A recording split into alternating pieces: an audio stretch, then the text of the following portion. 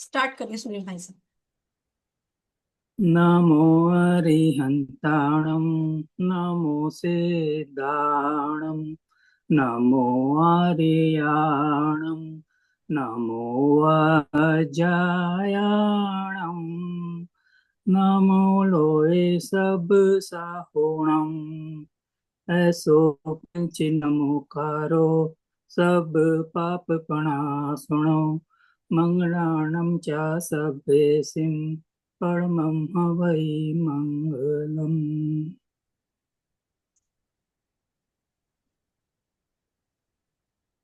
देखिए सबको स्क्रीन नजर आ रही है।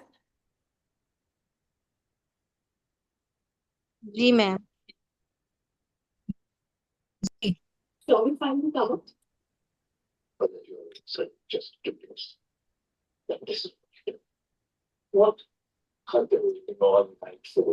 किसने अनम्यूट कर लिया?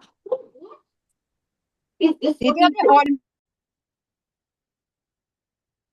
बुद्ध्या विनापि विबुधाचित पाद पीठस् तुम समुद्य मतिर्विगतत्रिपोऽहं बालं विहाय जलसंस्थितिमिन्दुबिम्ब मन्या का इच्छति जना सहसा गृहीतुम्। स्तुति को तैयार हुआ हूँ मैं निर्बुद्धि छोड़ के लाज विघ्न जनों से अर्चित है प्रभु मंद बुद्धि की रखना लाज। जल में पड़े चंद्रमंडल को बालक बिना कौन मतिमान सहसा उसे पकड़ने वाली प्रबल इच्छा करता मति गतिमान। ओम ह्रीं हरं नमो परमोहिजीर्णं ज्रों ज्रों नमः।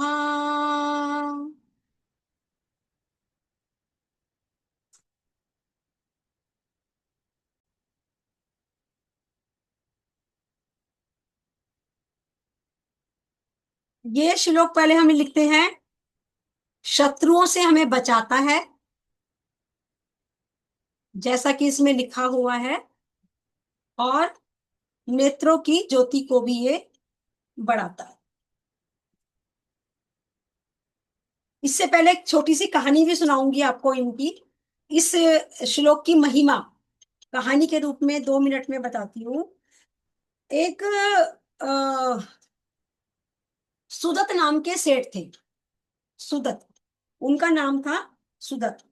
वो हमेशा बहुत दुखी रहते थे, जबकि वो व्यक्ति बहुत अच्छे थे। हमेशा दूसरों की भलाई करते थे, दूसरों के लिए हेल्प करते थे, हमेशा सबकी सेवा भाव का भाव रहता था। पर फिर भी हर व्यक्ति उनकी बुराई करता था। तो वो ये सोचते थे कि मैं हमेशा सबका भला चाहता हूँ, सबकी भलाई करता हूँ, सबके लिए अच्छे अच्छे काम करता हूँ, सबकी सेवा करता हूँ, हर व्यक्ति के दुख में खड़ा रहता हूँ। तो भी मेरा भाग्य कैसा है कि मुझे कभी भी भलाई नहीं मिलती, कोई भी मेरी प्रशंसा नहीं करता। एक बार उसी नगर में मुनिराज आए और वो मुनिराज के दर्शन हेतु पहुंचे। तो उन्होंने मुनिराज से कहा, हे स्वामी, मेरा एक जिज्ञासा है, कृपया मेरी जिज्ञासा का समाधान कर। उन्होंने अपनी सारी बात मुनिराज को सुनाई। तब मुनिराज ने उनको ये तीसरे नंबर का श्लोक और रिद्धि मंत्र वाचन करने के लिए दिया, और उसका नियम दिया कि 21 दिन तक आप इस श्लोक का और रिद्धि मंत्र का कम से कम वाचन करेंगे। उन्होंने मुनिराज से प्रतिज्ञा ली, नियम लिया, और 21 दिन तक इस श्लोक का और रिद्धि मंत्र का वाचन किया। 21 दिन के बाद ऑटोमेटिकली ऐसा सरकमचांसेस हो गए कि लोग उनकी प्रशंसा करने लगे। उनको यश मिलने लगा, उनको प्रशंसा मिलने लगी, उनकी तारीफ होने लगी। तो इतना ज्यादा महत्व है इस श्लोक का और रिद्धि मंत्र का। किसी के जीवन में यश और कीर्ति नहीं है, लिख लीजिएगा। किसी के जीवन में यश और कीर्ति नहीं है। तो उसको इस श्लोक का वाचन करना चाहिए।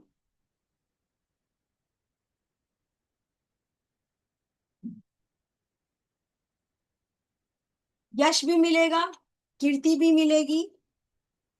जो लोग हमारी शक्ल देखना नहीं चाहते, जीवन में कुछ लोग ऐसे भी होते हैं जो कहते हैं कि भाई हमें पसंद नहीं करते, या हमारी शक्ल ही देखना नहीं चाहते, या हम किसी को इतना नापसंद करते हैं कि हम उसकी शक्ल तक देखना पसंद नहीं करते। जैसा कि हम कहते हैं कि जिस गली में वो रहेगा मैं तो उस गली से भी नहीं निकलूंगा, इतनी नफरत व्यक्ति करता है।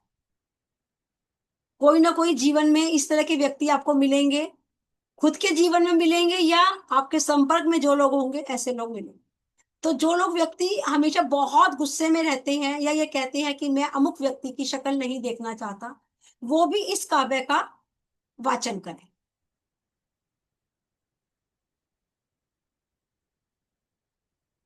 यदि कोई व्यक्ति आपसे नफरत करता है, आप इस श्लोक का वाचन करेंगे, चाहे वो आपके फादर इन लॉ हो, मदर इन लॉ हो, या ससुराल के पक्ष का हो या पियर के पक्ष का हो। कोई व्यक्ति आपसे बात नहीं करना चाहता, आपसे नफरत करता है, इस हद तक मतलब दुश्मनी है। आप इस श्लोक का वाचन करिए 21 दिन, समय भी लिख लीजिए 21 दिन। वही ऑटोमेटिकली आपको प्रपोजल दे देगा कि आपसे वो दोस्ती करना चाहता है या वो पैचअप करना चाहता है। बड़े से बड़ा दुश्मन भी आपका मित्र बन जाएगा। मैम इसमें पानी कांच के गिलास में रखना है? लास्ट में बताऊंगी रितिका, अभी आप सुन लो सारा। कांच के गिलास में तो हीलिंग करने के लिए वाटर रखना था। लास्ट में क्वारी लेंगे, सबकी सुनूंगी। आप अभी एक बार सुन लीजिए मेरी बात। करना क्या है, हमें कांसे की थाली लेनी है। कांसे की थाली लेनी है। कांसे की थाली भी ऐसे लेनी है वो जो बिल्कुल फ्लैट ना हो। उसमें पानी भरना है हमें, पूरा नहीं भरना, आधी थाली में पानी भर लेना है। तो बिल्कुल फ्लैट वाली मत लीजिएगा, जिसमें थोड़ा सा उठाव हो वो वाली लीजिएगा। कोई सी भी, छोटी ले लो बड़ी ले लो, आपकी मर्जी है। कांसे की थाली में पानी भरना है आपने। और शाम को ये जो करना है उपाय, ये शाम को 7:30 बजे के बाद करना है, जब रात हो जाए और चांद निकल जाए।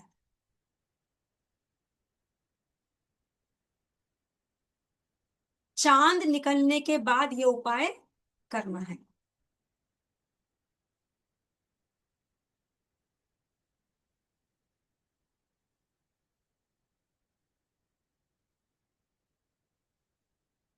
अब करना क्या है, हमें अपनी शक्ल उस कांसे की थाली में देखना है,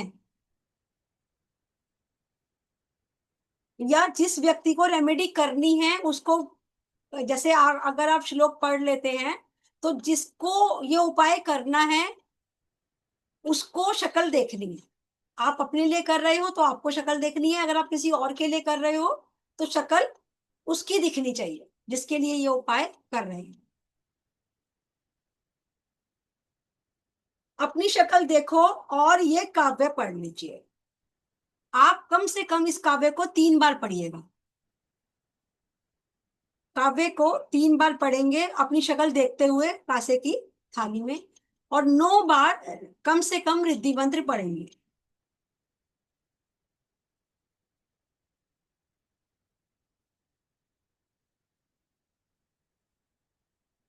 तन्मय होके पढ़ना है, अफर्मेशन देनी है कि किसी का गुस्सा शांत करने के लिए पढ़ रहे हो, किसी की नफरत खत्म करने के लिए पढ़ रहे हो, या आपके मन में किसी के लिए नफरत है, वो हे प्रभु, हे आदिनाथ स्वामी, जो मेरे मन में अमुक व्यक्ति के प्रति नफरत है वो समाप्त हो जाए, वो मेरा मित्र बन जाए, मेरे अंदर मित्रता का भाव आ जाए।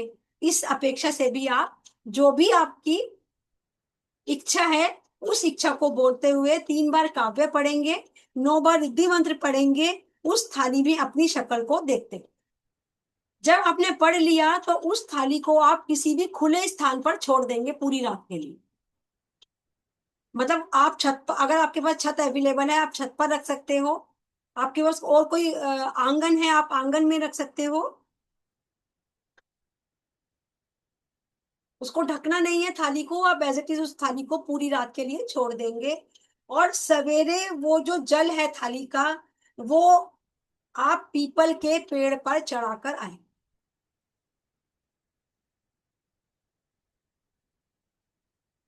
ऐसा हमें 48 डेज तक करना है कंटिन्यूसली। थाली आप नहीं ले जा सकते पीपल के पेड़ पर, कोई कांसे का लोटा ले लीजिए, उस लोटे में पानी भरकर आप वो चढ़ाइए।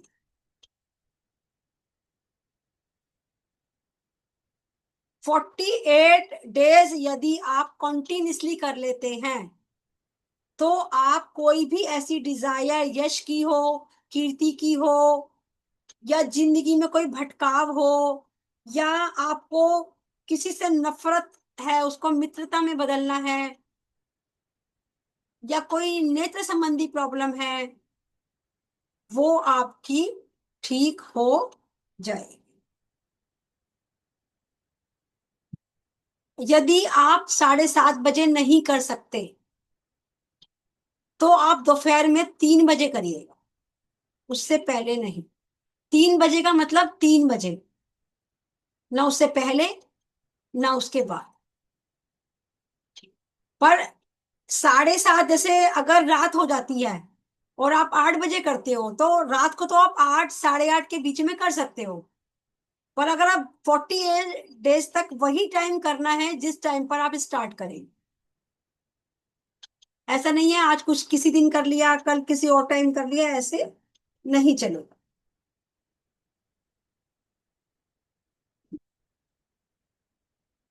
एक बीजाक्षर दे रही हूं आप लोगों को, लिखिएगा। आंखों से संबंधित किसी को कोई भी प्रॉब्लम हो, आईज रिलेटेड इशू कोई भी हो, आप इस बीजाक्षर का वाटर थेरेपी करें। क्रोम, क्रोम, का के नीचे रा आएगा, ओ की 2 मात्राएं आएंगी और बिंदी आएगी। अगर कोई लिख सकता है हिंदी में तो ग्रुप में डाल दीजिए, क्रोम।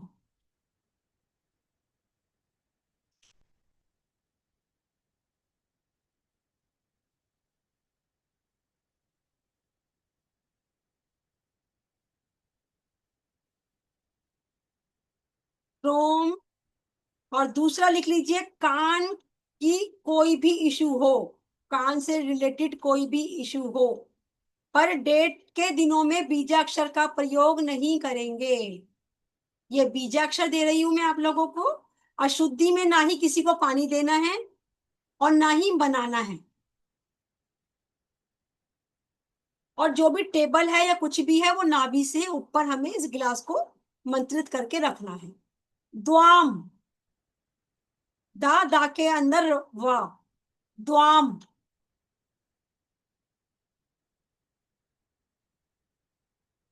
क्रोम भी लिख दीजिएगा, कोई लिख सकते हैं तो द्वाम भी लिख दीजिए।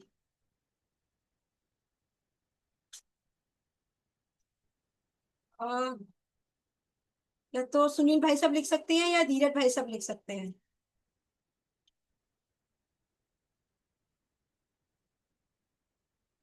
या किसी ने कॉपी में लिखा है वो दिखा दीजिए ताकि कोई स्पेलिंग मिस्टेक ना हो।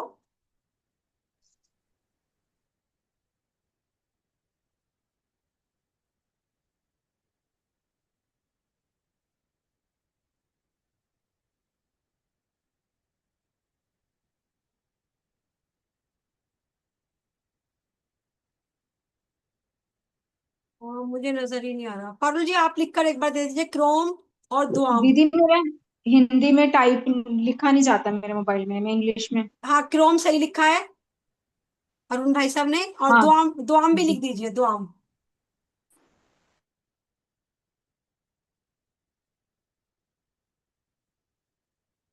चलिए आज एक हीलिंग कोड भी देते हैं आपको। हीलिंग कोड लिख लीजिएगा। किसी भी व्यक्ति को कोई गुस्सा करे,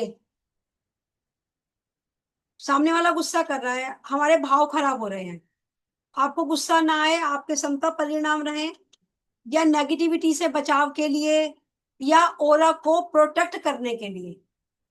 आप कहीं बाहर जा रहे हो, किसी का नेगेटिव ऑरा है, कोई वॉक करने जाते हैं हम, हमें लगता है सामने वाले का ऑरा ही नेगेटिव है। हाँ, दुआम भी देखिए लिख दिया है अरुण भाई साहब ने। धन्यवाद अरुण भाई साहब।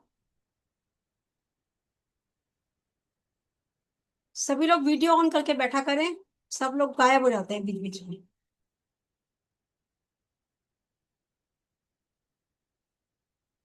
नंबर लिखिए। अगर आपको अपना ऑरा प्रोटेक्ट करना है, कोई नेगेटिव व्यक्ति हमसे बात करने या मिलने आ रहा है, हमें लगता है हमें उसकी नेगेटिविटी ना चढ़े, या सामने वाला गुस्सा कर रहा है, चिल्ला रहा है, हम सोचेंगे कि यार हमें गुस्सा ना आए, हम समता परिणाम रखें, तो नंबर लिखिए 11139। ब्लू पेन से अपनी लेफ्ट बॉडी पार्ट पर लिख लीजिए।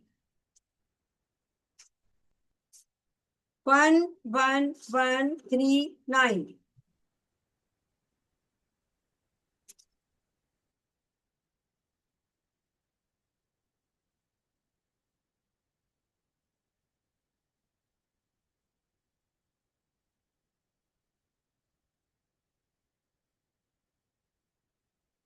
अभी हम एक बारी क्लास का समापन करते हैं, फिर हम आपकी क्वेरी लें।